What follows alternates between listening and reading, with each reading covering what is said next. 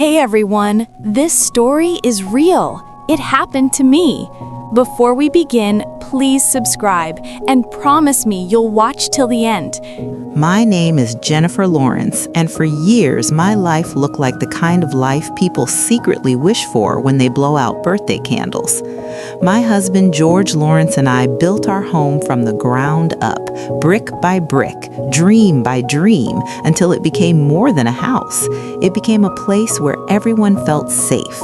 Our children, Daniel and Laura, grew up there, and when they started their own families, my home turned into a little universe of grandchildren, school bags, and weekend plans. I loved being the constant in everyone's changing world. Mornings were my favorite. I'd stand at the stove flipping pancakes while George hummed old songs behind his newspaper, and the kids would rush in like happy storms. My granddaughter Sophie used to braid my hair and tell me I looked royal, and my grandson Ethan would pretend he was my bodyguard, walking beside me dramatically whenever I went to the garden. Even their friends came around often, Logan, Tyler, Mia, and Chloe, and I treated them like family too, because that's who I was. If a child entered my home, I fed them. If they were quiet, I asked what was wrong. If they smiled, I smiled back, not because I wanted praise, but because kindness felt natural.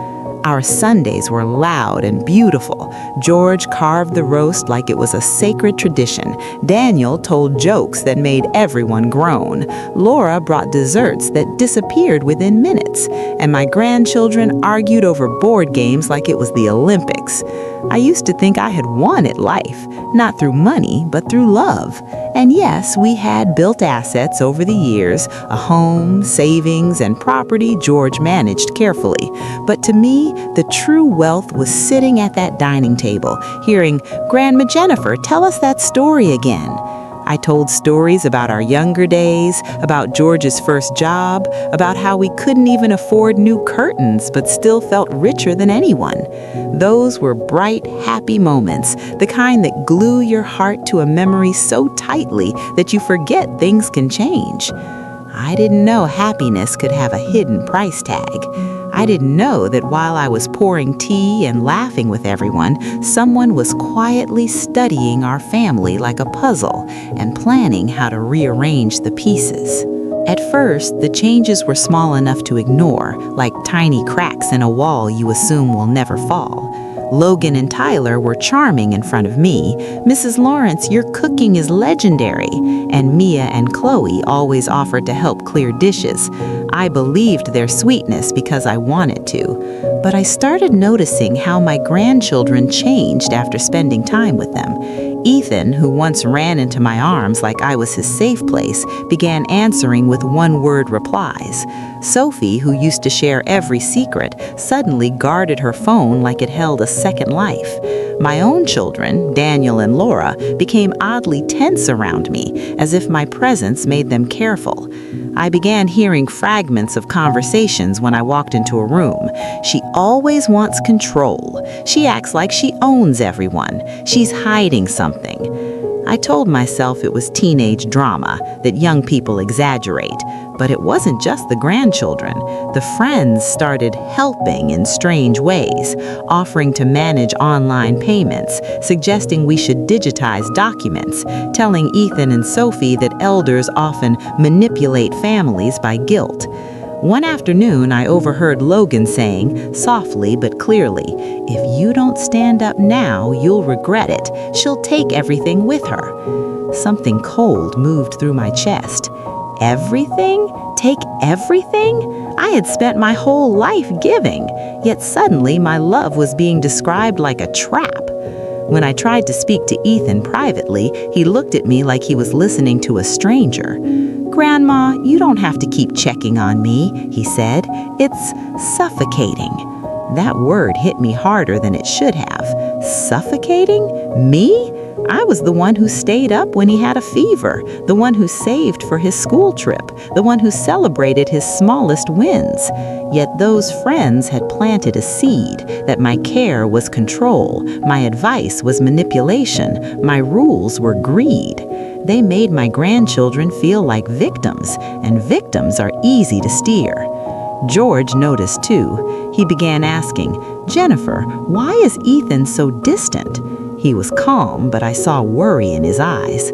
We tried to keep peace, tried to be gentle, tried to show patience, because we thought this phase would pass. But phases don't usually come with whispers about inheritance and ownership.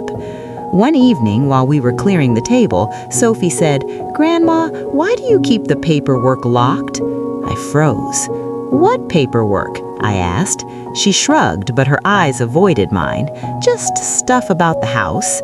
That's when I realized they weren't just changing emotionally. Someone was turning their curiosity into suspicion, and suspicion, once it becomes a habit, can destroy even the strongest family. The real shift happened on a day that began like any other. I was watering plants, humming softly, when Daniel arrived with a serious face, and Laura behind him, eyes red as if she had been crying. Ethan and Sophie stood at a distance, not meeting my gaze. I felt my stomach tighten before anyone said a word. George came out too, wiping his hands on a towel, smiling at first until he saw their expressions. "What's going on?" he asked. Daniel cleared his throat like he was preparing a speech. "Mom, we need to talk about the way things are being handled." Handled. Such a cold word. Laura spoke next, voice shaky but firm. "The kids are stressed. They feel like you're controlling everything, and they're scared about what happens in the future." I stared at them, confused. Scared? Of what? Ethan finally looked up, and his eyes held something I had never seen before. Accusation. "Grandma, everyone says you're keeping things hidden, that you and Grandpa don't trust us." My heart actually raced. "Who is everyone?" I asked, though I already suspected. Sophie's voice was smaller but sharp. "We heard you can change documents, that you can make sure we get nothing." I turned to George, expecting him to laugh at the absurdity, but his face had gone pale. He tried to speak calmly. "Jennifer and I have always planned to take care of you. Why would we do that?" That it was like our words bounced off an invisible wall they had built inside their minds. Logan and Tyler weren't in the room, but their influence was everywhere, like perfume that lingers long after someone leaves.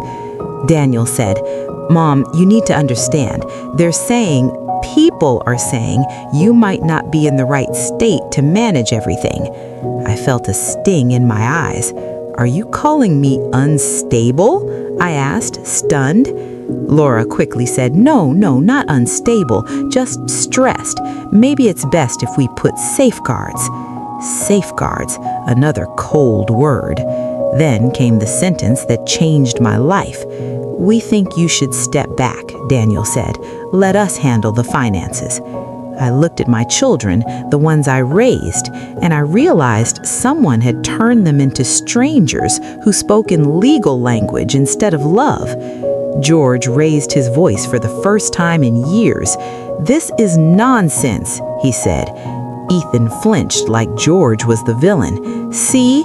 Logan's voice echoed in my head even though he wasn't there. "They'll intimidate you." And that's what they wanted my grandchildren to believe. That day, my home felt less like a family home and more like a courtroom where love didn't matter, only accusations did. I tried to hold everyone together. I asked for a family meeting without outside friends, but the seed had grown roots, and I didn't realize then that this was only the beginning. The real storm hadn't hit. It was still forming, quietly, patiently, waiting for the moment it could take everything from me. After George's passing, I thought the worst thing that could happen had already happened. I was wrong. The real cruelty wasn't death. It was what people did afterward. Daniel and Laura started visiting more often, but not with comfort, with paperwork, with questions, with suggestions. They said it was from my safety, that I seemed overwhelmed, that stress could make elders confused.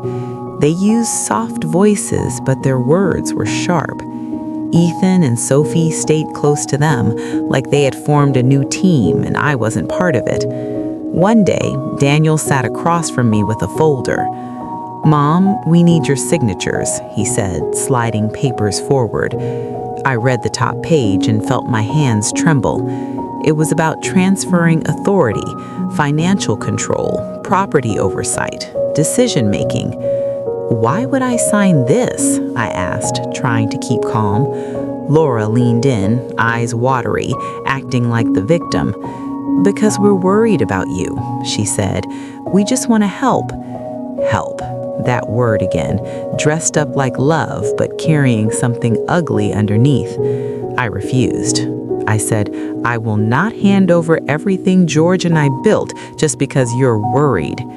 The room went silent. Ethan's jaw tightened. Sophie looked away. And then Daniel's voice changed.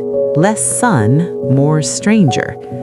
"Mom, if you don't cooperate, we might have to take legal steps." "Legal steps?" I stared at him, stunned. "You're threatening me?" I whispered. He looked uncomfortable, but not enough to stop. That night, Ethan's friends came over, but they didn't greet me. They went straight to my grandchildren like they were meeting partners. I stayed in the kitchen, listening. Logan said, "If she won't sign, you need to protect yourselves. People like that get worse when they lose control." Tyler added, "You can prove she's not fit. There are ways." I held onto the counter, feeling dizzy. Not fit? My mind flashed through every meal I cooked, every bill I paid, every child I raised. How could they rewrite my entire life into a story of instability? Over the next days, small things started happening. My phone went missing and then magically appeared in a drawer I never used. My keys were found in places I didn't remember putting them. Someone accidentally spilled water near my documents and then blamed my carelessness. They were building a narrative, a trap, and I was the target. I tried to tell Laura privately, to remind her of our bond. "Sweetheart," I said softly, "why are you letting others come between us?" She looked at me with a blank expression and replied, "Mom, you always make everything emotional. This is business." Business? My family had become business. Then, one afternoon, two unfamiliar people arrived with Daniel, a calm woman and a man with a clipboard. "We're here for an assessment," Daniel said quickly.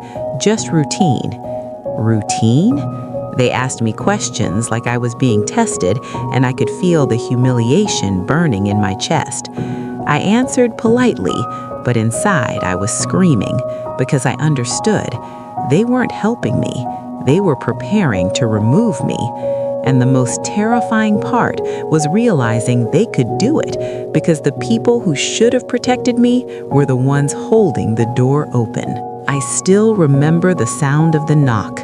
Firm, official, final. That sound divided my life into two parts, before and after. Daniel stood behind two officers, pretending to look sad, while Laura held Sophie's shoulder like she was comforting her, even though Sophie wasn't crying. Ethan stood farther back, arms folded, face hard. My heart pounded as the officers spoke calmly about concerns for my safety and others' safety, concerns that sounded like they came from a script. They said there had been reports of unstable behavior, confusion, and possible aggression. Aggression? Me? I barely raised my voice in my life. I looked at my family, waiting for someone to laugh and say this was a mistake. No one did. Daniel's eyes avoided mine. Laura whispered, "Mom, please don't make this harder." Harder? I felt like I was falling into a nightmare where everyone spoke in slow, polite sentences while destroying me. They asked me to come with them for evaluation. My knees almost gave out. "I'm not a criminal," I said, my voice trembling. One officer replied, "Ma'am, this is just procedure." Procedure, another cold word. They walked me through my own hallway like I was a stranger. I caught a glimpse of my living room, George's chair, the family photos, the place where laughter used to live, and suddenly I couldn't breathe. My hands shook as I grabbed a small bag. I wanted to take George's sweater just to smell him, but Daniel said, "No need, Mom, this won't be long." That lie hurt more than anything. In the car, I stared out the window, watching my neighborhood pass like a world I was being erased from. When I arrived, I realized this wasn't just an assessment. They put me in a holding area, and the door locked behind me with a sound that echoed inside my bones. I sat on a bench, staring at my hands, feeling like my entire identity had been reduced to a file. Hours passed, questions came, forms, rules. I asked to call someone outside my family, but the answers were always delayed, always later. My throat burned from trying not to cry. And the worst part wasn't the place, it was the betrayal replaying in my mind. Ethan's face when he looked at me like I was dangerous, Sophie's silence, Daniel's cold words, Laura's fake tears, Logan and Tyler's invisible fingerprints on everything. That night, Ethan's friends came over, but they didn't greet me. They went straight to my grandchildren like they were meeting partners. I stayed in the kitchen, listening. Logan said, "If she won't sign, you need to protect yourselves. People like that get worse when they lose control." Tyler added, "You can prove she's not fit. There are ways." I held onto the counter, feeling dizzy. Not fit? My mind flashed through every meal I cooked, every bill I paid, every child I raised. How could they rewrite my entire life into a story of instability? Over the next days, small things started happening. My phone went missing and then magically appeared in a drawer I never used. My keys were found in places I didn't remember putting them. Someone accidentally spilled water near my documents and then blamed my carelessness. They were building a narrative, a trap, and I was the target. I tried to tell Laura privately, to remind her of our bond. "Sweetheart," I said softly, "why are you letting others come between us?" She looked at me with a blank expression and replied, "Mom, you always make everything emotional. This is business." Business? My family had become business. Then, one afternoon, two unfamiliar people arrived with Daniel, a calm woman and a man with a clipboard. "We're here for an assessment," Daniel said quickly, "just routine." Routine? They asked me questions like I was being tested, and I could feel the humiliation burning in my chest. I answered politely, but inside I was screaming because I understood they weren't helping me. They were preparing to remove me. And the most terrifying part was realizing they could do it because the people who should have protected me were the ones holding the door open. In confinement, time doesn't move normally. It stretches, it drips, it repeats. Days blurred into each other until I started measuring life by small things. The sound of footsteps, the way the light changed through a tiny window, the moments my name was called. I tried to stay strong, but strength isn't a switch you turn on. It's something you build while you're breaking. I met women there who carried different stories, some full of regret, some full of survival. But what shocked me most was how many had been betrayed by someone they trusted. That realization didn't comfort me, but it reminded me I wasn't alone in the world's cruelty. Still, my pain was personal. It was my family, my home, my George. I kept replaying our happiest memories like they were oxygen. The way he danced with me in the kitchen, the way he called me Ginny when he wanted to make me smile, the way he said, "You're the glue." In that place, I felt like the glue had been ripped off and thrown away. Visits were rare and controlled. Daniel came once, spoke politely, and said they were handling everything. I asked about my home, my documents, George's things. He said, "Don't worry, Mom, it's safe," but his eyes looked guilty, and guilt is usually the shadow of wrongdoing. Laura came later, acting like she was doing me a favor by showing up. "Mom, if you just cooperate, we can get you out faster," she said. I wanted to scream. "Cooperate with what?" I asked. "With losing my life?" She sighed like I was exhausting. That moment hurt because it showed me how deeply they had convinced themselves that they were right. Or maybe they weren't convinced. Maybe they were simply committed. Ethan and Sophie didn't come. That silence was the loudest pain of all. I spent nights staring at the ceiling, listening to the building breathe, wondering how love could turn into abandonment so fast. Frustration became my constant companion. Frustration at the lies, frustration at the helplessness, frustration at how easily society believes an older woman can be dismissed. But inside that frustration, something else grew: clarity. I started noticing patterns, the timeline of George's passing, the sudden urgency around property, the way the friends had inserted themselves, the repeated words: control, unstable, not fit. It was all too organized, too rehearsed. One day, a staff member, kind eyes, gentle voice, noticed me crying quietly and asked, "Do you have legal support?" I hesitated, then shook my head. She nodded slowly and said, "You should, especially when family is involved." That sentence landed like a key in my hand. I began writing everything down, every conversation I remembered, every name, every detail, every date. I wrote like my life depended on it because it did. And for the first time since they took my freedom, I felt a small spark of power return.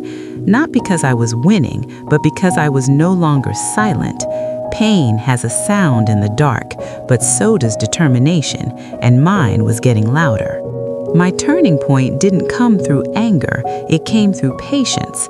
I requested legal help, and eventually I was connected to a public advocate named Rachel Miles, a woman with sharp eyes and a calm voice that didn't flinch at my story.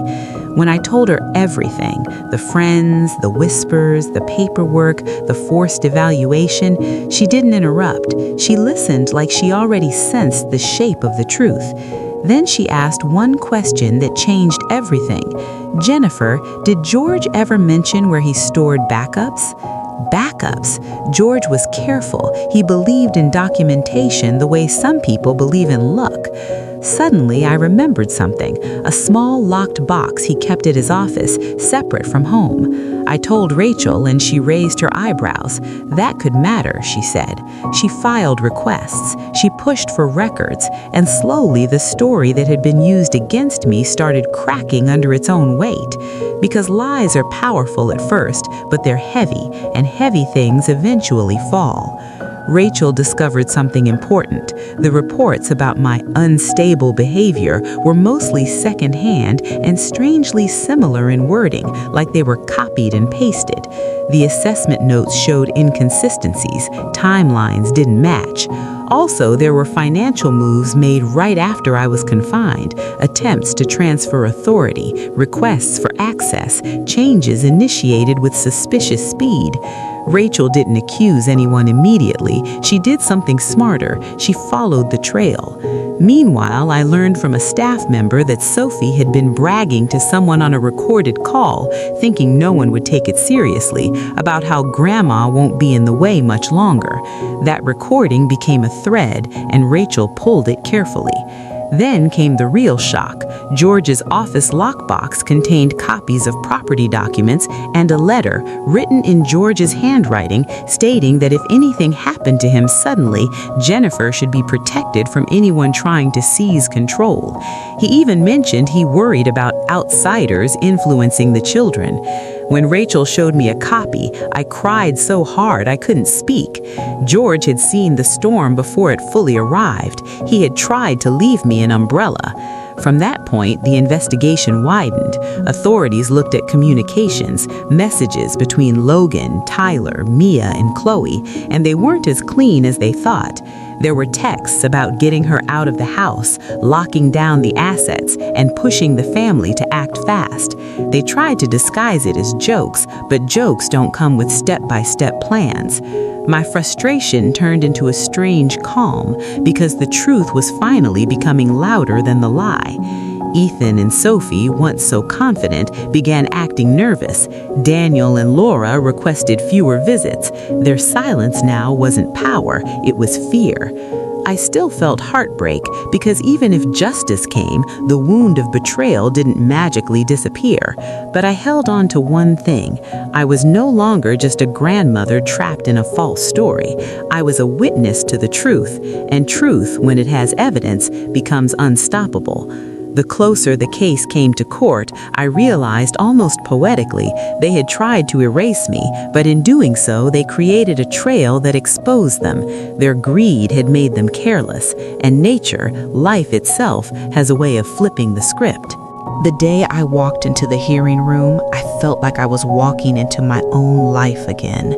Slowly, carefully, with scars visible, but dignity intact. I won't lie. I was scared, not of the room, not of the legal process, but of seeing my family's faces and realizing how far they had fallen. Daniel sat with his attorney, jaw tight. Laura looked pale. Ethan and Sophie avoided my eyes at first, like looking at me might remind them I was human. And the friends, Logan, Tyler, Mia, Chloe, sat together, pretending to be calm, but their confidence was cracked. Rachel sat beside me and whispered, "Just tell the truth, let the facts do the work." And that's what happened. Evidence was presented carefully. Inconsistent reports, financial attempts, messages showing influence, recorded statements, the lockbox letter George left behind, and a timeline that made it painfully clear. This wasn't concern for an elder. This was a coordinated effort to remove me from my own life. When the judge asked me to speak, my voice shook at first, but then I remembered George's words, "Don't let them break you." I described the happy home we had built, the love I gave freely, and the moment that love was weaponized against me. I didn't insult anyone. I didn't scream. I simply told the truth the way a mother tells a child, slowly and clearly, so there's no confusion. Then came the moment that made the room change. One of the friends, Mia, broke. Under questioning, she tried to protect herself by blaming the others, and in doing so, she admitted the plan existed. The goal was to convince the family Jennifer was unfit, so control could shift and assets could be taken. The air felt heavy. Laura started crying, not softly, desperately. Daniel looked like the floor had disappeared under him.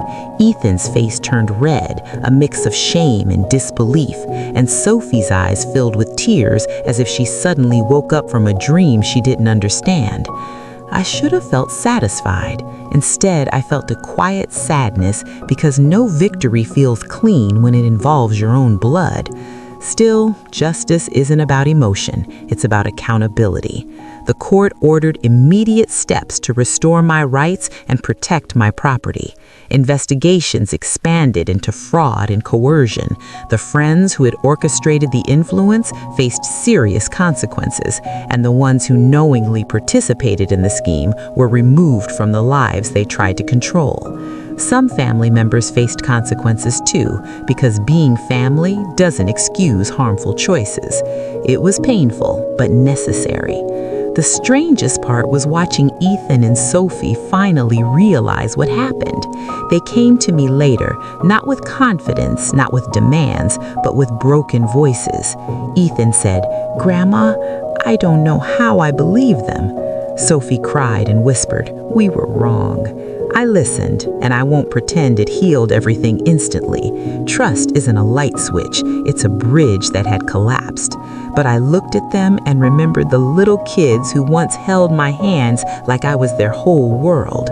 I told them the truth. You hurt me deeply, but if you truly want to change, you will learn from this, and you will never let outsiders teach you to betray your own conscience again. That became my rule. Accountability first, then healing. Over time, small happy moments returned, slowly, like a song you forgot you loved. I started gardening again. I started cooking again. Neighbors came by with kindness that felt genuine. I joined a community group for seniors, and for the first time, I spoke openly about what happened, not as gossip, but as a warning and a lesson. Love must be paired with boundaries. I also created something George would be proud of, a clear plan, documented and protected, so no one could ever twist my life into a false narrative again. And then, one evening, I found George's old note tucked inside a book. "Jenny, be brave. You were born brave." I cried, but it wasn't that hopeless crying as before. It was the kind that cleans your heart. Slowly, I realized I wasn't just surviving anymore, I was living. The ending of my story wasn't revenge, it was restoration.